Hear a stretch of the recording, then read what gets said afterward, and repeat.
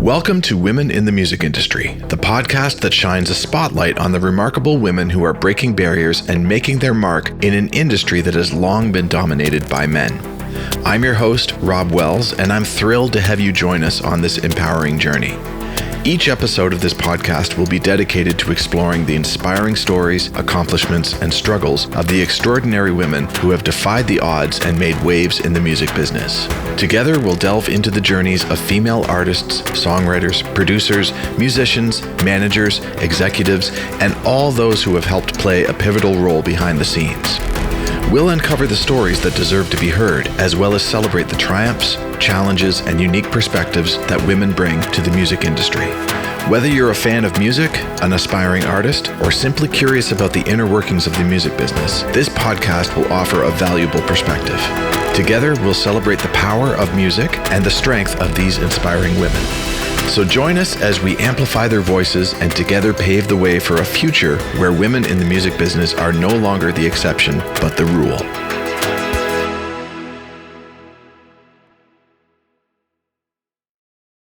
Today's podcast is sponsored by the Songwriter's Piano, an easy-to-use app for songwriters and lyricists to use when coming up with song ideas when there's no instrument around or nobody to play one. With the Songwriter's Piano, one can easily play commonly used pop songwriting chord sequences at the touch of a screen, in any key, in 3 different chord variations, all played on a gorgeously recorded grand piano. Download the Songwriter's Piano by Play Like Me apps today, found on both iOS and Android stores everywhere. Welcome, everyone, to another episode of Women in the Music Industry. For those of you that are coming back for the umpteenth time, thank you for being here. And for those of you that are coming here for the first time, you are more than welcome to be here. And I'm so happy that you are, because today we're going to have a great time. We are talking to my new friend, Kait Dunton, and check out Kait's information. First of all, hi, Kait. How are you? Hello. How's it going? So our guest today is none other than keyboardist and composer Kait Dunton. Kait's unencumbered sound on her first album, Real and Imagined, has gone on to be enjoyed by not 1, not 2, but 3 million Spotify streamers. And her newest single, an impulsive improvisational style number, This One's For You, has over 2.5 million views on Instagram. That's awesome. So great. As a recording artist, Kait's work can be heard on Mr. Rogers' A Beautiful Day in the Neighborhood, Lego Movie 2, my kids know that one for sure, and ABC's Little Mermaid Live. That is so cool. Next up for Kait is the release of her 8th album, Keyboards, which I think is already out. Yes. Yeah, that happened in July. So yeah, okay. Yeah, because I've been listening to that. I know it's out, which really showcases Kait's growth as a musician and keyboardist. For this album, Kait celebrated vintage grooves and classic keyboards. She used the Fender Rhodes, Wurlitzer, Hammond organ, and clavinet. That must have been an amazing experience, and we'll talk about that in a bit. The result is an exciting sound with a focus on timbre, groove, and interlocking rhythmic parts that favors the simple over the complex. In this album, Kait was joined by musicians Jake Reed on drums and Sean Hurley on bass. Keyboards was released this year, available in vinyl, CD, and digital downloads. So please go out and check it out. It is well worth the listen. You'll love it. When she's not at the keys, Kait spends her time teaching at various colleges and music schools. Most recently, Kait taught at the Los Angeles College of Music, where she developed their new piano performance programming, serving as the inaugural chair. Wow, what a bio. That's amazing. Hi, Kait. Great to have you here. Thank you. Thank you for spending some time. Whereabouts in the world are you, if you don't mind me asking? I am in Los Angeles, or more specifically, Pasadena, if anyone knows the area. Born and raised here, actually. Supposedly everyone says, oh, it's rare to find an LA local, but of course there's quite a few of us, and I'm one of them. You're living proof of that, for sure. Yeah. I was just about to say that because I'm sure that's what everybody says. Yeah. I was just listening to a great Eddie Van Halen interview, and that's where he and his brother, when they first immigrated to. My brother had an experience where Eddie was like the sort of just party, like local parties, it would just be Eddie Van Halen playing. Wow. Isn't that amazing? That's so cool. I love Pasadena. It's really nice. Like, it's just enough outside of LA that you can just sort of, it's its own community, and if you need to go into LA, you can, but there's definitely no need to be there all the time. That's why I love it so much. Yeah. How great. And you got the mountains to the north and everything. It's just, yeah, so nice. Really, really nice. Okay. So you're born and raised in Pasadena. Can you take me back to the beginning stages of did you grow up in a musical family? How did you first get interested in music? All way back. It's a little unclear. I think it's just one of those things where, some people are just drawn by something from the beginning, and it's not necessarily a product of, the family. My parents enjoyed music, not musicians. They would tinker when there was a piano in the house, and they would sit down and play a few things, but by no means were they pursuing anything musical. But I was always drawn to the piano before I can even remember. I mean, I don't, it's so vague. I just remember suddenly I was in piano lessons all the time. But I imagine I must have been influenced by them just going up to it. And anyways, I have been I started lessons since, 4, maybe even younger. Oh, wow. And the one thing that's different, I would say, than the usual experience is that I was always very good at sight reading, which a lot of people find very challenging and never really want to do it because it takes a long time. But the thing is, I just could always do it. I don't remember how or why that happened. But so I have very strong memories of, I would come home from school, and this is, grade school, middle school, high school. And I would just sit and read music, like the way someone would read a book. So I just had stacks and stacks of books at home, music scores. Then I would just say, I think I'll play some Bach today. I think I'll play some Beethoven. It was all classical at the beginning. And I would always go with my mom to the local music store, and we'd pick out some new books. That was like a treat, So I was just really absorbing a ton of music from the very beginning. Granted, mostly classical, but at a certain point, and again, I wish I, had some fun story where it's like, oh, this happened, but I don't quite know. But it started to shift into an interest more into, jazz language. But I didn't know it was jazz. I wasn't calling it jazz, I don't think. Were you branching away a little bit from the sheet music? Like, did that ever happen when you sit down at the piano? No, it's all still reading. And the thing is, it was just the sound of that harmonic language. Classical is, even within classical, like Bach is very different from Debussy, or like Chopin. And, like the language of Chopin is so beautiful and romantic and improvisational. And that is a whole world. And Bach is very different, very structured. Mm-hmm. I enjoy them both very much, but jazz also has its own kind of like the harmonic language of it, the theory. But this was all piano music, like written scores, because I didn't know how to improvise. So there would be like big band reductions, like Duke Ellington's big band pieces written for solo piano, or like Gershwin pieces, or like stuff like that. And I started getting really into that. So then I started buying more. And then I started playing like movie scores, songs from the movies, and I don't know, getting more into sort of the pop culture thing. But I don't remember a specific shift. It just sort of started to move that direction. The coolest part about sight reading, which I don't understand, is just I've always been ear trained. My mother tried very hard to get me into sight reading, but it would always shift so quickly from what was on the page to what was in my head. That's great. But the nice thing about sight reading is that there's an endless supply of material that's out there that you can just go out and purchase all these books, and you can just open it up and there it is. Did you find that with the sight reading that you were starting to put your own spin on things, like your own interpretation on? Yeah, or was it just like exactly how it's written? Just exactly. Well, no, the thing is, this is another part that I don't know where it came from. And the only reason I knew it was there is because I would receive feedback occasionally from teachers. But I was very much into the interpretation of a piece. So again, something like Bach, there's not as much interpretation going on, but in Chopin, there is a lot of push and pull with the music. And I would get really into that. And I was very inspired and excited by the mood that you could generate and the emotion that you could express with just like these subtle shifts in tempo and pacing. Yeah. And I remember, gosh, I was young. I mean, I want to say middle school maybe, but I had to play, it was like some piano contest or something. And I had to play a Chopin piece. And I remember the adjudicator was just like, wow, are you in love? That's what she said. I was like, what? Like, because I had really affected her and she was surprised and I was surprised that it worked. And it was this whole, and then I sort of realized that, oh, that's really something that I have this like power that I can control sort of this emotional expression. And I started to get really excited by that. So in a way I was doing, some interpretation, I guess, but certainly no improvising, not until college.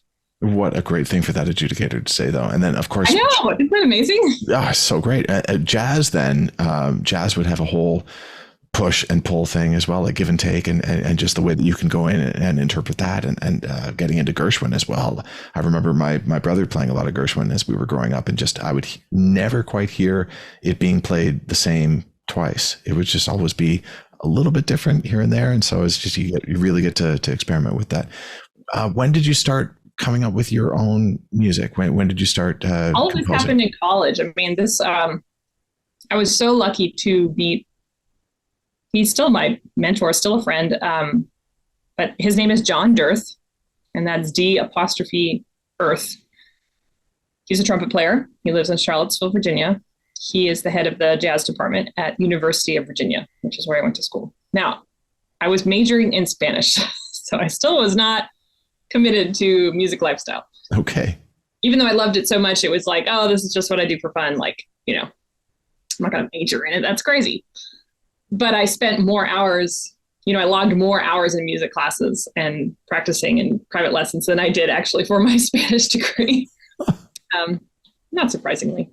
Anyways, but John Dirth is a very special, unique human. I mean, I am so lucky that he was there for my formative years, for my turning point, the moment of maximum inspiration happened with him, because of him. And I'm so grateful for that.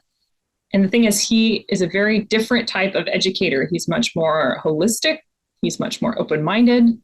He's much more attuned to the individual than I have experienced since.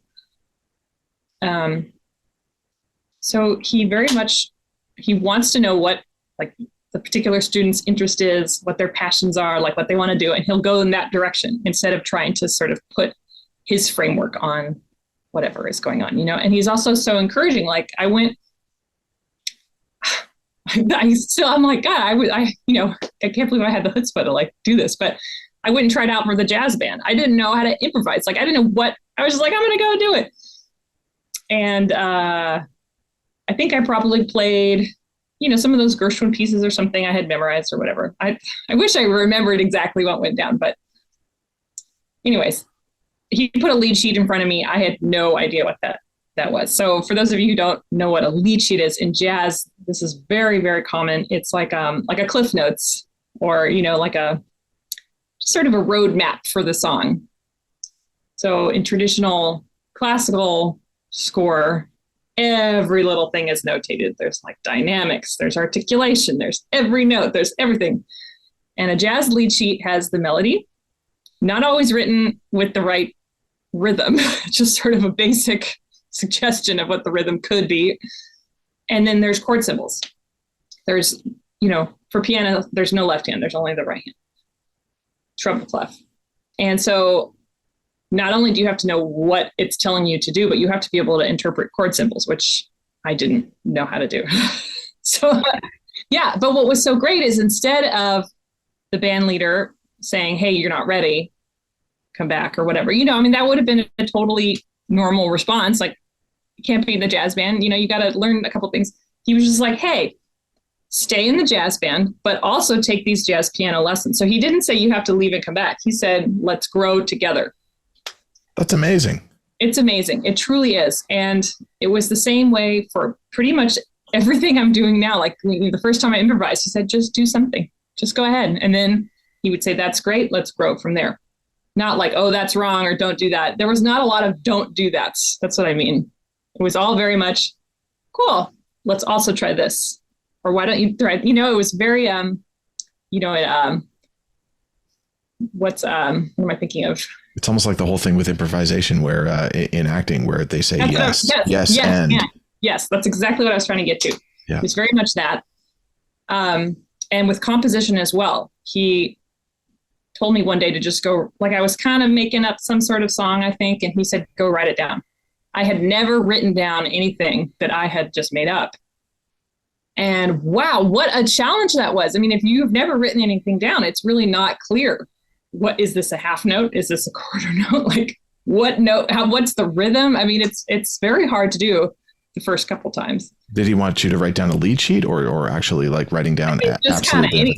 Okay. Just write, just get started, just jump in. And this was jazz that you were getting to write at this point?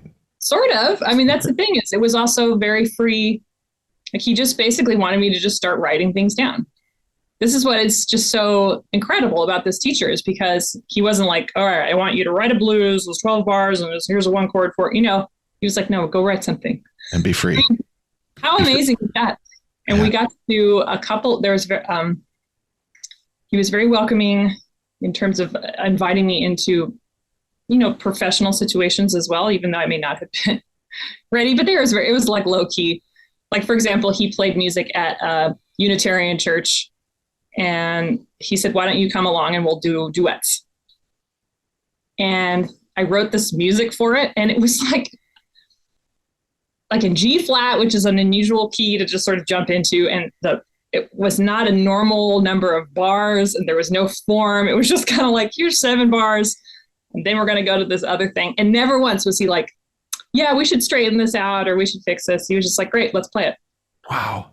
I know. It's just incredible. And that's what I mean about, there's so many good teachers out there, but I haven't met anyone quite like that ever again. So he's like this with everyone. It just, he finds whatever beauty, whatever's inside of you that makes you work. He just wants to run with that. But clearly he must have seen something very special with you to bring you along. Yeah, he did. And he was the first person to really tell me that.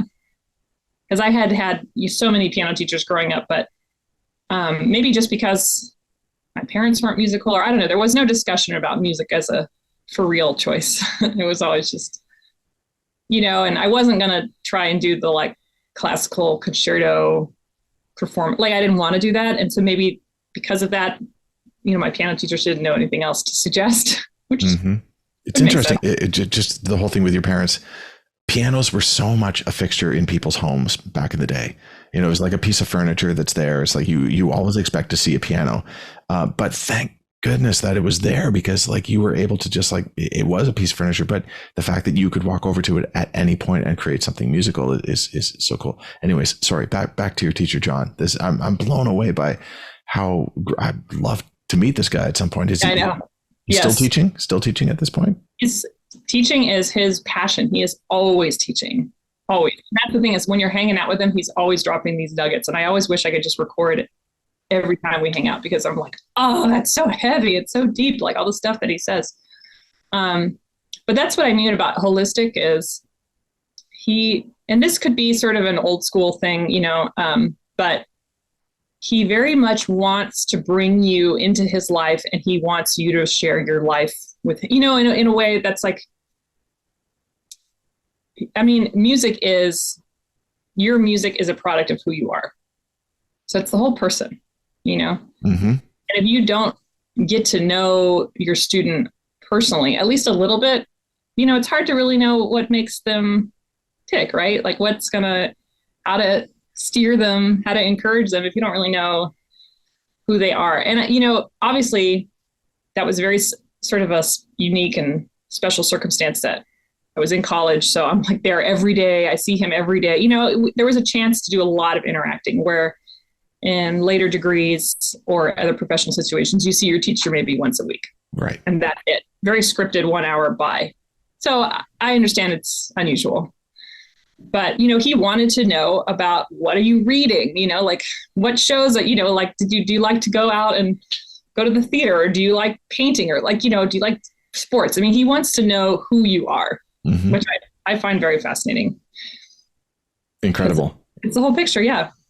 So you took this experience and you were now writing down your music and you're making collections of all your own music. When did the idea for releasing some of this music, recording some of this, actually like hiring different musicians and putting it all together? When did that come around? Yeah, that didn't happen until the end of my master's program at UNT.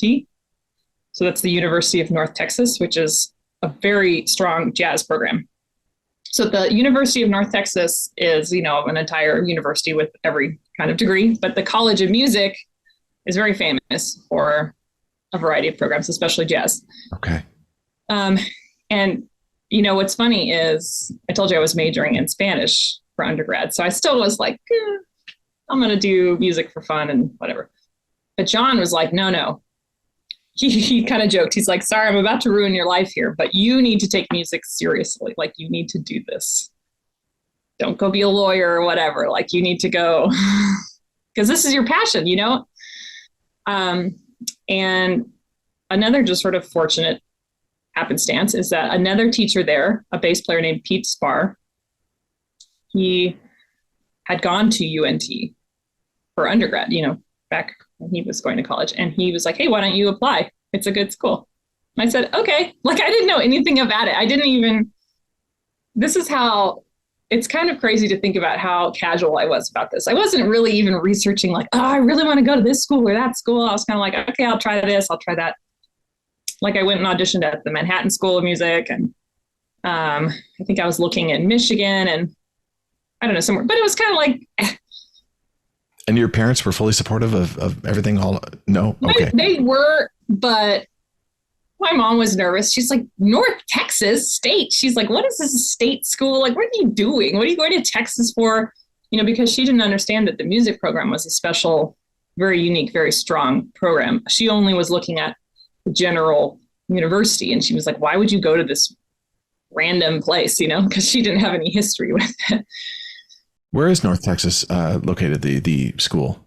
It's north of Dallas, so it's very far. Yeah. And it's in a town called Denton, Texas. It's actually where Snarky Puppy got started. Fun fact. Very cool. We'll talk about that later. Sure. Anyways, yeah, so I went out there to visit. Again, I'm sort of like open-minded, like, hey, cool, here's a school, whatever.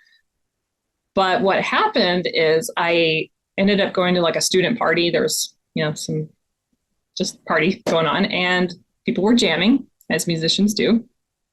And I ended up playing with a drummer, Ross Peterson, and bassist Michael League, who is the founder of Snarky. And I think we played,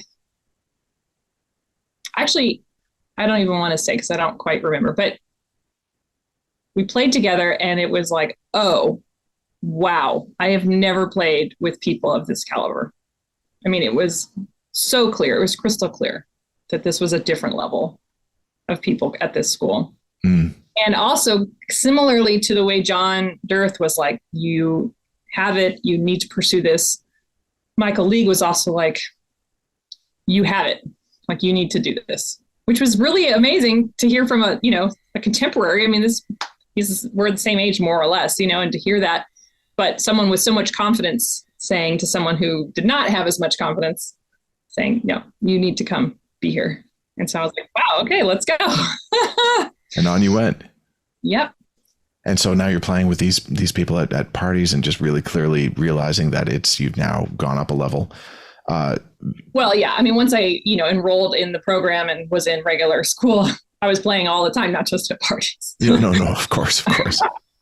But I mean, yeah, it was just playing at an incredibly high level all the time. And, that clearly changed me. Mm-hmm.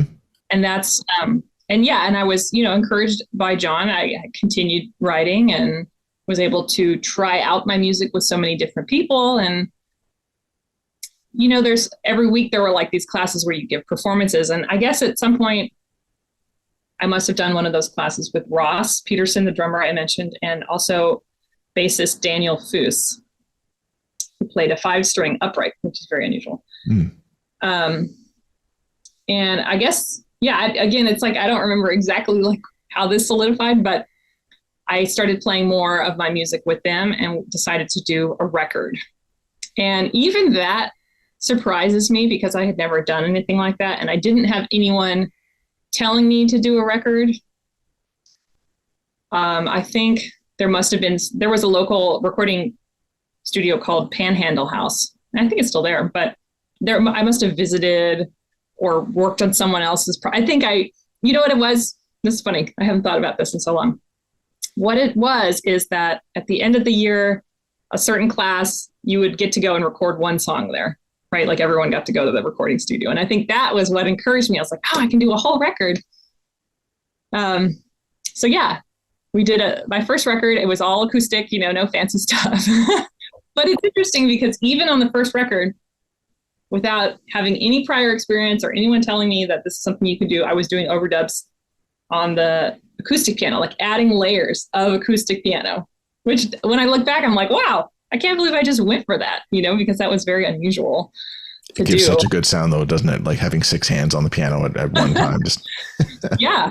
And that was super fun. And then, that one song, Real and Imagine, just took off. I don't, still sort of a mystery how that connected with so many people, but yeah, don't just glance over that. Just tell me that whole story. I would love to know about. So you wrote the song and then you went in to record it and released it independently. Well, the whole record, they're all my own compositions. And again, I was writing very much in the John Dirth style, where I was not working with a professor to hone in these pieces. I just was writing for fun in my own style.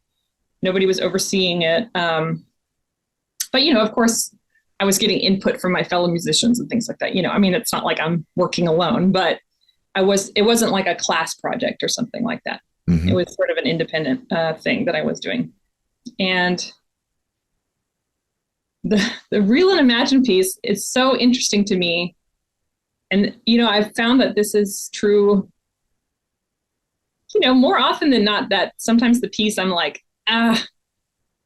let's not use it. Or the piece I'm kind of like, I don't need to do this. Or the piece I'm kind of dismissive about ends up becoming one of my favorite pieces or a very popular piece or whatever. It's always that way. That way. I know. It's so scary, right? To like wonder how many of those have gone away. But Real and Imagine was a collection of sketches that's how I write, is I'll come up with something that, feels good, is inspiring, and, I like the movement of it or the sound or whatever. And oftentimes it just remains its own little nugget. And I start to see if I can develop it into something bigger. And so I had maybe 3 or 4 of those little nuggets left for this record, and they had not been developed into a piece, but they were in my notebook. I had everything in a notebook. And so at the very last minute, I feel like it was the night before, or I don't know, very close to the recording date, I sort of was like, okay, let's put this section here and let's just put this one here, another section, and let's just add this. And I just sort of clommed them together to make a song.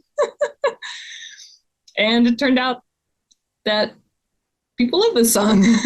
I mean, yeah. There's so many stories of songs coming in at the 11th hour. And a good friend of mine, actually, I'm wearing his shirt right now, Corey Hart, nice. A Canadian artist, wrote this song, Sunglasses, at night at the 11th hour, like after the record was already done. And then went back to his record company and said, I have this extra song. They're like, sorry, the record's closed. He's like, but we have to put this on. And they're like, no. But he went ahead and did it anyways. And it became his biggest hit ever. Wow. There's that. There's also like, I think about Def Leppard with the song Pour Some Sugar on Me. That was written after the album was completely finished. And really? And literally the lead singer was just in the hallway coming up with this chorus. And Mutt Lange comes walking by. He's like, what's that? He's like, oh, just this little thing that I'm working on. So again, 11th hour, just they end up writing this song that ends up being one of their biggest songs. Amazing. Ever. Yeah. Amazing. You never know where the big hit's going to come from. Yeah. Wow. Well, that's why, I guess just put it all out there. Yeah. So this album starts making waves, starts getting you noticed. And are you now starting to think about touring the country, touring the world, or have you done much touring, or is it more just... Not as much touring. The logistics are very hard. I've always worked independently. Okay. So managing a tour is very, very challenging to try and get both venues lined up and the travel. It's very expensive. And now that I have a small child, it's even more complicated. So that is something I'd like to do. Not an extensive tour. Like I would like to travel more, meet new audiences, but ideally, like a week, 2 weeks, maybe come back kind of go out and come back, not like go out for months. But certainly I would hope that I can get someone to kind of help with that at some point in the future. But, meanwhile, I just keep working on my own until something strikes and then someone else can take over. But you are actually living my dream, though, because I love this idea of putting out music without the need to go out and tour it. And just, I think that's amazing. I think that's awesome that you can. And then you also got songs appearing in movies and TV shows as well. And without having to do the crazy work of touring all over the world. There's still a lot of crazy work involved. I mean, just the promotional part. I mean, that's still very heavy lifting. The thing is, it's not like I'm sitting there and consciously saying, I don't want to tour. It's just that, like I said, the logistics are very complicated and there's so much happening now that I'm like, okay, how can I organically just like grow these numbers and then start playing more? I mean, we're playing at the Monterey Jazz Festival coming up in September and Fantastic. we're doing a little tour around that. But I'm hoping that can be sort of a launch pad to maybe get some gigs out of town here and there. Or I think the other thing that's hard is the band that I'm currently working with, they're all studio pros and they are working every single day, 8 hours a day, recording music. So to get them to, and touring is like, okay, let's say we have one show in Cincinnati or somewhere, right? That's minimum like 3 days gone. For 2 hours of performing, these guys are missing out on 3 days of work. I mean, you got to pay them for all of those days. For sure.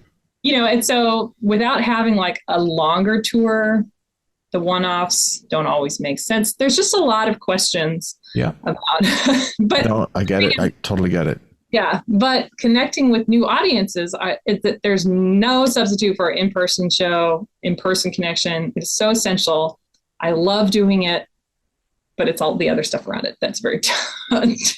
So instead of touring, are you doing some shows around the LA area? Does that happen? Yeah. Quite a bit? Yes. Okay. We try to perform locally as much as we can. And, I have been doing a number of like California runs over the years. So we have a nice following like in the Central Coast, up in Oakland.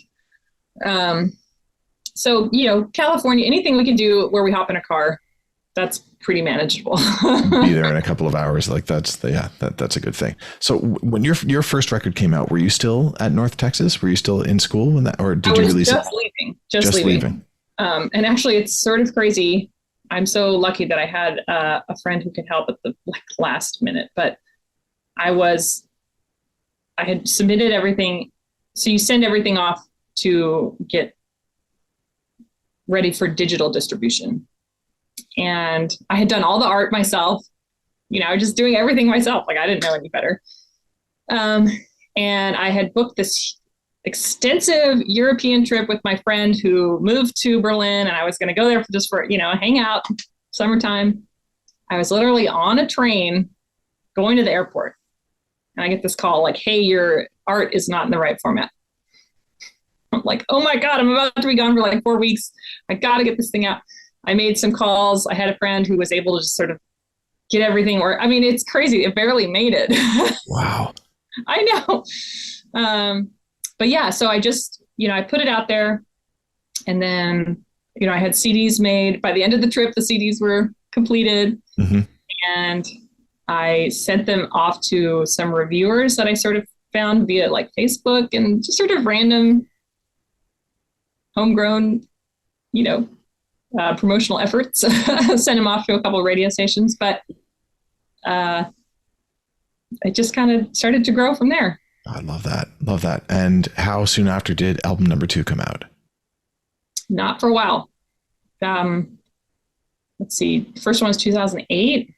And then after that was maybe 2012. So it was quite a while. Okay.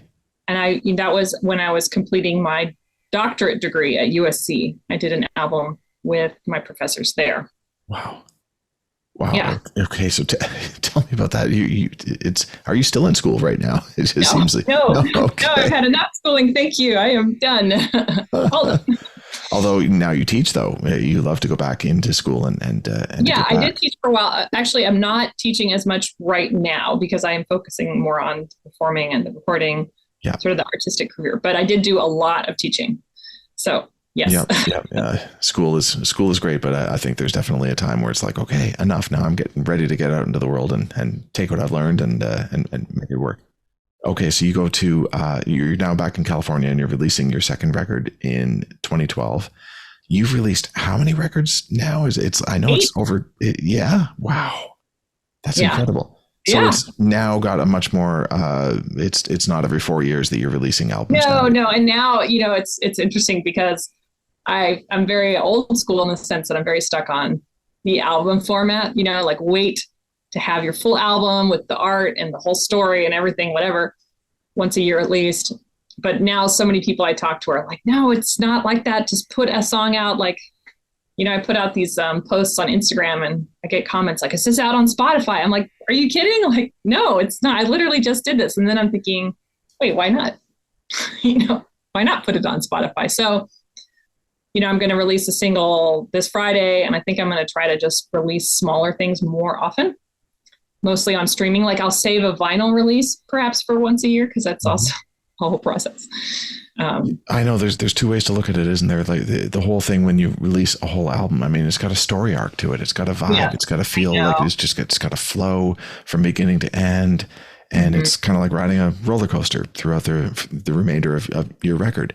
When you release single by single, it's hard to get that. But it's important to do that, because then you get these splashes of attention that happen rather than just one big splash for your record and then that's done.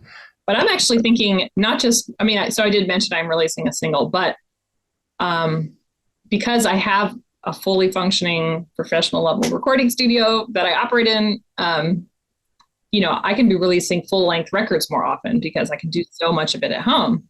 So I'm talking about like releasing bigger records more often, like just put out more music. Let's go. I love that. So you do everything how long have you been doing everything from home with a home-based studio? Well, here's the thing is, even though, I do a lot of professional recording at home, but it's just the keyboards. Okay. So typically when it's time to do a full album, we still like to go into the recording studio somewhere else, because we can all be in the room together. Sure. And it's also it's a sacred place. It's special, and if something goes wrong, it's not your problem. Like, hey, this mic doesn't work, go do you record everything live off the floor or do you record it? Okay. Well, unless there's overdubs or something, but the bass, the foundation, definitely live altogether. Mm-hmm. And how has your music changed over the years? Because just the last one that I was hearing there has more like you've got all the nice natural organic instruments that are on there with the Wurlitzer and the Hammond and everything. Yeah. It has a real sort of like soul funk vibe to it as well, totally. which is great. I love that. I love the music of the 70s. It's always been so inspirational. And the thing is, the sound of that music is so much about the instruments of the time and the acoustic feeling of them. Well, electroacoustic, I guess. But that's why I called the album Keyboards, is because it really is a focus on all the great classic keyboards of that era. Amazing. Which I've collected quite a few of those. So. Cool. Yeah. I remember being a young kid watching Sesame Street, and Stevie Wonder was the special guest on, and he did Superstition. Oh, wow. And he had his clav and he's playing, and then there's all these other, musicians that are behind, but I was just blown away by the sound and just like how free he was at playing with it. The best part about that performance is that the tempo starts like right around there, like where Superstition is normally. And by the end of it, I think they're like 3 times the tempo, just it's so fast. It's just amazing. Yeah, it's great. Really great. So you are obviously loving what you're doing. You love your career. What would somebody who's thinking about being in your shoes in the future, what would they like? What sort of personality traits would you say are a really, really good thing for like being in your shoes? I think definitely be open, say yes. There's, the thing is, there's a whole thing in this business where you say yes and you figure it out later. Yeah. It's like, hey, can you play on this thing? And you're thinking, oh my God, I don't know how to play that kind of music. Just say yes. We'll figure it out. But definitely, just dive in. And the thing is, I think something very important to remember is don't wait until you're ready, because you're never ready. There is no ready. We're always growing. We're always getting better. And if you're just trying to wait until this like false, impossible sense, I mean, you know what I'm trying to say. Yeah. So, again, I think I was really lucky because with my college experience, I was thrown in the deep end pretty quickly. I was invited to play on like faculty gigs and things like that, where I really was not ready, but all of a sudden it's time for a piano solo and shoot, I got to play something. So very quickly I learned how to just make something happen, whether or not I was actually ready to do it. And the same thing with putting out your music. If you're thinking, oh, this could be better, or, this song isn't quite where it could be, that's right. It could always be better, but this is where it is right now. And this is who you are today. And it's just a document of what's going on in your life musically. And so put it out there, share it. And that's the other thing is you have to remember that we are so critical of ourselves, and yet other people will embrace what you have to say much more openly.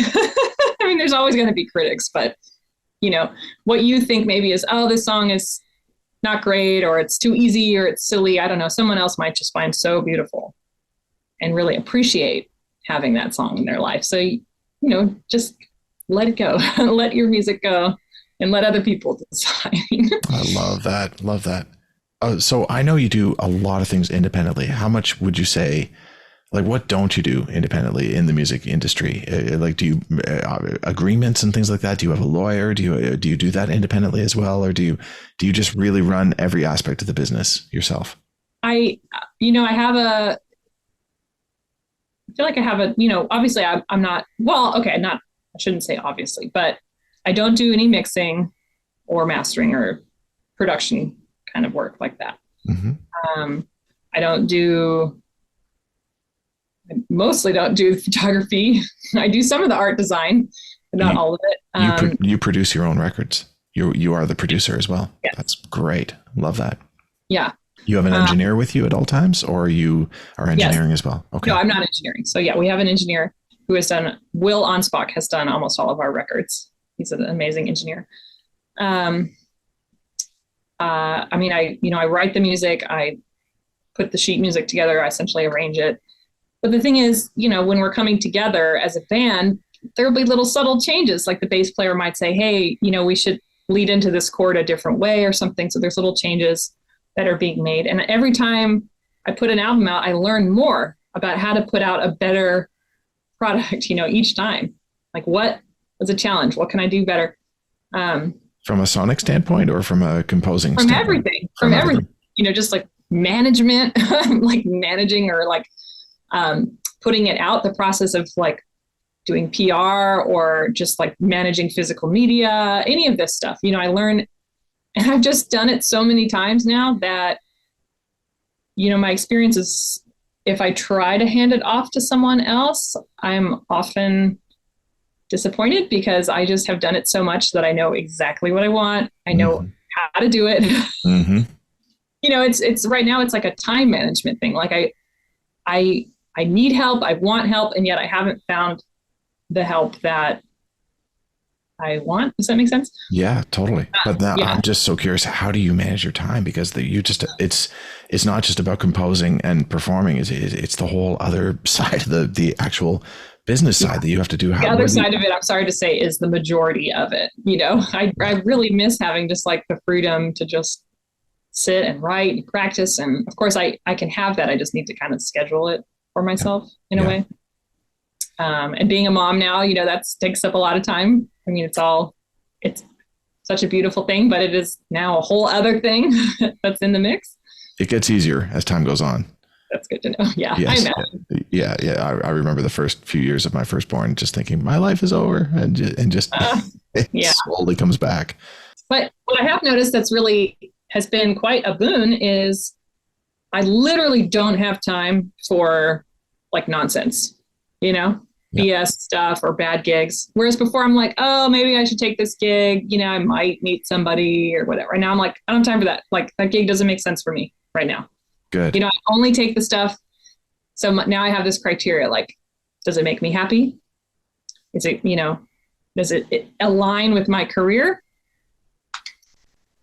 That's basically it, I heard a great thing on the Smartless podcast with Jason Bateman and Will Arnett, and they said when someone's asking you to do something, if they're, like a gig, a performance, that sort of thing, imagine that it's the day of, and would you want to call them and cancel? Or would you want to say, I'm not feeling well? Or, like if you have that feeling when they're asking you, do you want to be a part of this? Then you probably shouldn't be doing it.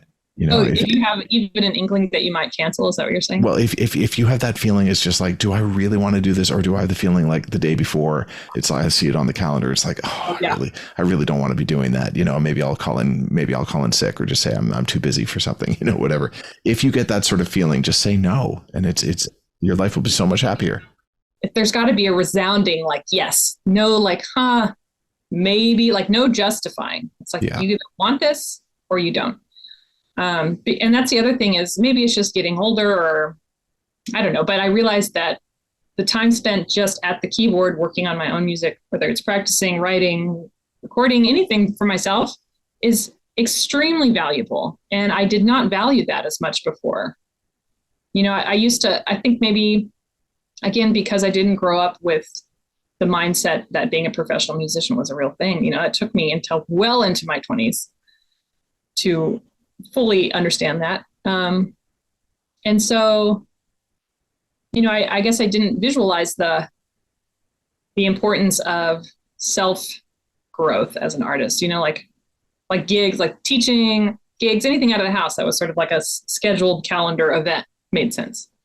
But just taking a day to practice or write or whatever, that was sort of like for fun. And now I'm like, no, this is really part of it too. This is as essential. Like, I would rather say no to a gig that doesn't sound great so that I have more time to write a new song. Yeah. There's got to be a real great reason for you to leave your home, Yes, exactly. Yeah. Because now I have to get a fitter too. So there's a whole nother. I'm the same way. I think, am I really excited about what it is that I'm working on today? Do I really love it? Am I a fan of what's about to happen? And if the answer is no, then I probably shouldn't be doing it. I should really just spend time on things that really are going to help out my situation, for sure. Oh, that's great. Do you ever go back to music stores and just search for new sheet music and just return to that? They're hard to find.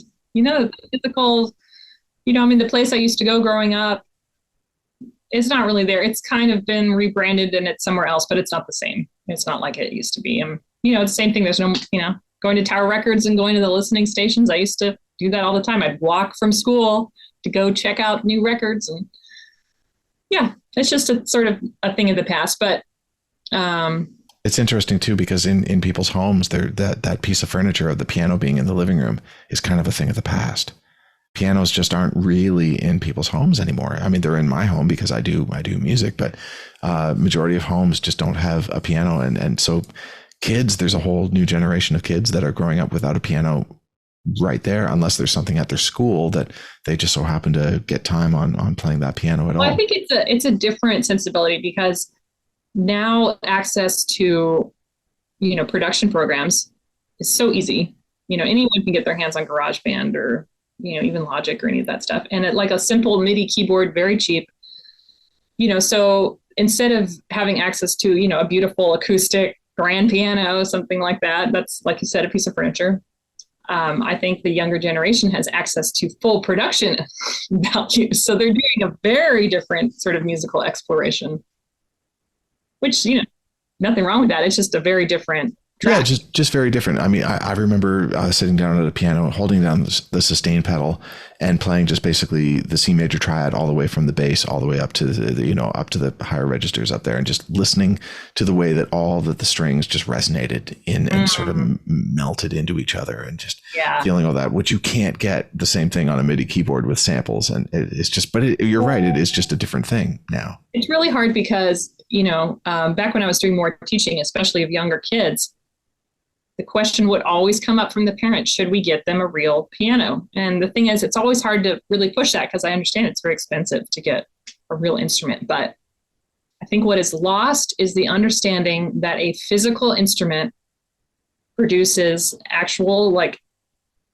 energy, like resonance, like there's vibrating strings, there is resonating wood. It is a real sonic experience. It is organic. It is true. Yeah. And you can be inspired by the instrument. And just same way that you're playing inspires the strings to vibrate in a way. Mm-hmm. And that's an experience that you cannot replicate on a digital keyboard by any means. But that is very like hard to explain to someone who has never experienced that, Yeah. So. Well, it's interesting to see what the next generation is going to be coming up with the music. It's all going to be different. Nothing is ever the same, for sure, from generation to generation. Yeah. Are you excited about the new music that's coming out with the next wave of jazz musicians that, are you yourself listening to new releases that are coming out with new composers? Here and there, I feel like I could be better about just kind of, what I do like to do is go to like Apple Music and just sort of check out like who's in the jazz top 100 or whatever, and just sort of see what's happening. But, I find myself going back to the classics still, and there's just still so much to learn from that, but I'm still doing that. There's something, a lot of times modern releases have a production value that I don't really enjoy, or I can enjoy for a limited amount of time. Okay.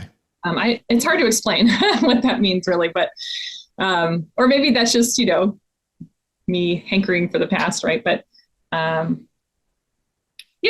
guess it's a mix, right? Try to keep up and also stay rooted in the classics that I knew growing up. Yeah. I know.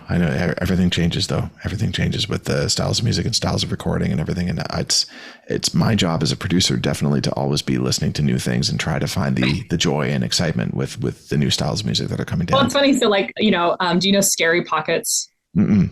Okay. Well, they're a group, and they started mostly doing YouTube stuff, and then it sort of branched off into other things. But Larry Goldings is an organist, keyboard player, pianist I just love. I don't know if you know him or not, but so they have branched off into a program, a little sub band called Scary Goldings. So like Larry Goldings. And they're putting out, they're touring now and putting out new records, but it's very much sort of the thing I'm doing, where it's a harkening back to the 70s and the funk. It's kind of like Wolfpack, what they're doing. And so it's funny, like some of the newer bands that I'm really enjoying are the ones who are trying to tap into sort of the retro thing. The throwback vibes. Yeah. Mm-hmm. Oh, that's great. That's great. Well, I'm excited to hear the music that you're going to be releasing in the future. I've certainly enjoyed the records that you've been putting out so far. And I can't wait to see what you do. I love the words of advice that you were giving. Just, say yes and try to figure it out later. That's definitely something that I believe in. And, just amazed. Thank you for your time, for being here on the podcast. And thanks for having me. It's great. I'm so inspired. I want to go out and learn a little bit more of my sight reading, get that up and running a little bit better. You can check out, actually, I have a pandemic project I did was create these piano etudes, practice etudes, and those are free on my website. Oh, cool. And they start very simple. So, it's a really great sort of sight reading, challenge or warm up or wherever you are with it. But what is that website, if you don't mind me asking? Oh, my website is just my name, Kait, KaitDunton.com. That's great. And are you on Instagram as well for people to follow you? Okay. Yes. Instagram, same thing. I'm on TikTok, I'm on, you name it, and it's all at Kait Dunton. That's awesome. Please find me and say hello. Yep, absolutely. Okay, Kait, thank you so much for your time. I really appreciate it. It's been great getting to know you a little bit better, and I look forward to hearing the new music that's going to be coming out in the future. Thanks so much. Okay, thank you. Have a great day. Yes, you too. Okay, bye-bye. Bye. Stay tuned for the next episode of Women in the Music Industry, coming soon. Let's embark on this incredible journey together, celebrating the women who are reshaping the music business one note at a time. If you enjoyed hearing this podcast, please take a moment and give it a like, a rating, or a follow. Your support helps immensely. We'll see you next time.